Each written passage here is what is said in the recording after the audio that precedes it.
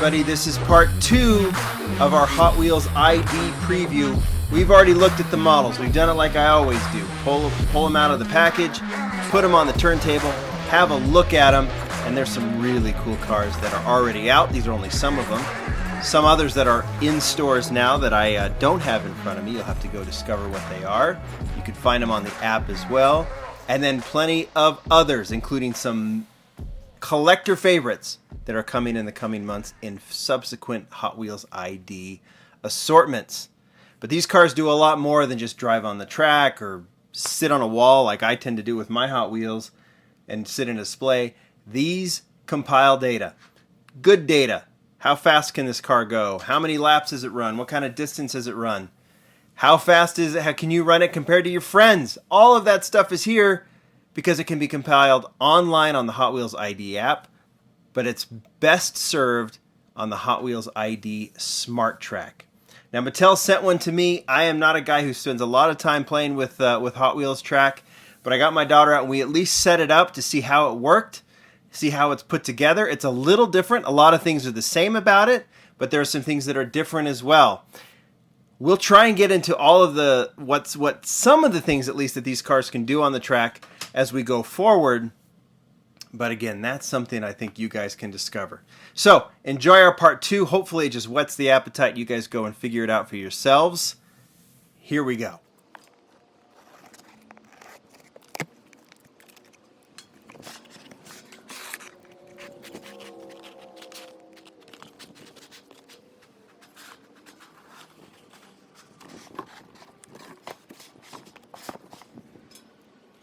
All right, here it is. This is the Hot Wheels ID Smart Track set. I got to play with one of these at Mattel, but this is the first time I've seen it in the box, so we're just going to go as we go. As you can see from the front, 2 cars that come with it, the Super Blitzen and the Rally Finale. The Race Portal, which I believe you'll be able to buy separately if you want to add to standard Hot Wheels track. But this whole Smart Track, I think we'll get into it. And then of course, is the pieces. You check out the top. You can see that there's several configurations, I am guessing, or like pieces that you can do. I think we'll just do the track as is. The back. Same thing. There's the track as is and iPad stuff that we'll get to as well. We're just going to go as we go and see how this runs. All right. Let's take this little top sleeve off. I got my daughter Janie here to help me. Jane, let's cut this open. Let me cut my side.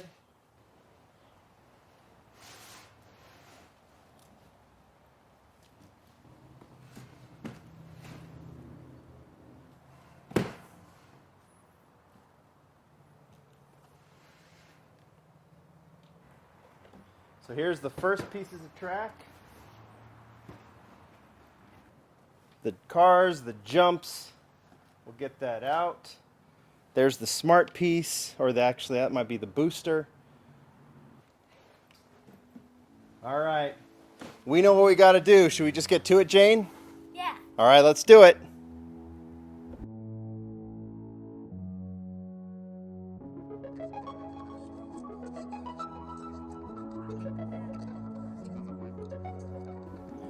So we got the pieces out. Like we said earlier, These are actually connected. This is what the big difference is between the Smart Track. These pieces are actually connected via USB, so they can actually send the data right from one piece to the other as the car passes through. The other thing is you have the Smart piece, which we'll get out here in a second, is here it is right here, the little ID piece. You can buy this separately, I think, and then attach it to normal track, if I remember correctly, but I guess we'll all learn that. But this fits in here as part of this, and then this is the booster part that will open up here in a second that will actually boost the cars through the track. So,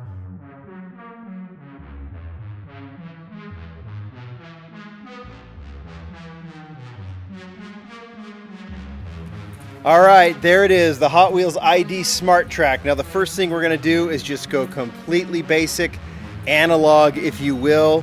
I pulled out the two cars that came with the track set. I can't even remember the names, what, Super Blitzen and the Finale Rally, I think is what it's called. Yep, or the Rally Finale, of course. We're gonna get these on the track. We're gonna shoot them through the booster. And the cool thing about the booster is you don't turn it on, you gotta work that thing. And depending on how fast you push the booster,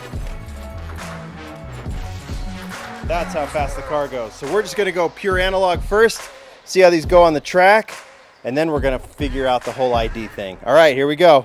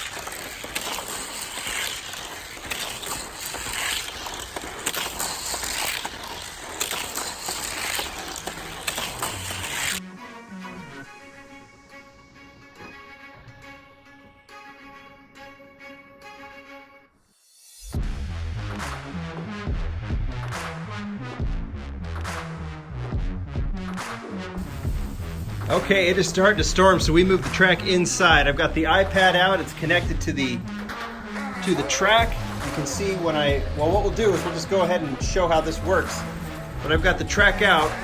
We'll go ahead and tap Smart Track on the app, get a few pieces of advice, and then what you do, you decide on what car you want to scan. So you got to scan the car to create the active roster. So let's go with the GTR. Go ahead and put this onto the portal, which is part of the track, and it shows up on the screen. Got some wind blowing, some dust in here, so this is kind of fun. But now it scans the screen, so anything that I do now, it will laps, speed, all that kind of stuff. But let's go ahead and scan the Super Blitzen. Super Blitzen is on, the screen is showing it, and then we can go to race. And one of the things that's cool, and I'll let Janie, I'll have you start scanning, is that the screen mirrors the track. So all the data is being sent between the app and the track. Jane, you want to go ahead and start revving. Now the thing is, don't do the car yet, but start revving. You can see the color's blue. It's also blue on the app. If you go too strong, it turns red. So get it back into a good blue zone, and let's try and see what happens. Not strong enough.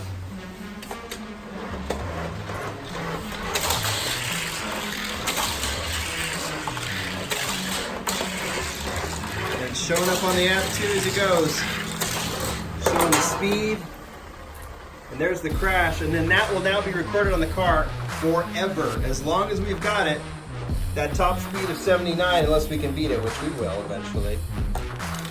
And everything else will be recorded onto the car. How cool is that?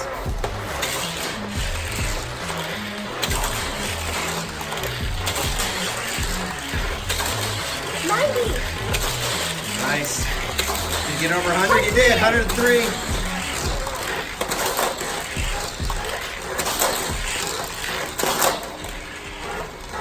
Oh, that is awesome.